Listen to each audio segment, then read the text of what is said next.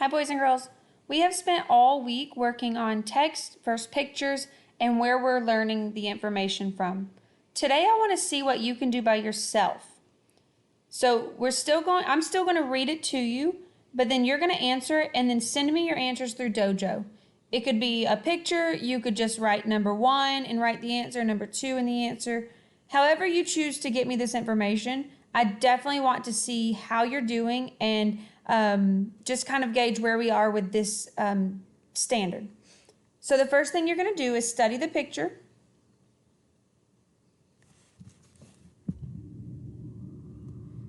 Now looking at the text, it says, wolves are big, wild dogs. Most wolves are called gray wolves. One other kind of wolf is called a red wolf. There are 17 kinds of gray wolves in the world. The small caption at the top says, gray wolves are sometimes also called timber wolves. Number 1, wolves are wild dogs.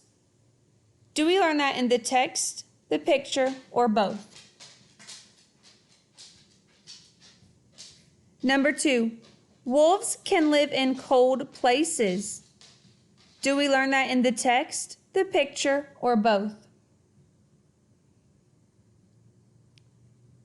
Number 3, this one got a little cut off, so listen closely. It says there are 17 kinds of gray, and then it should say wolves.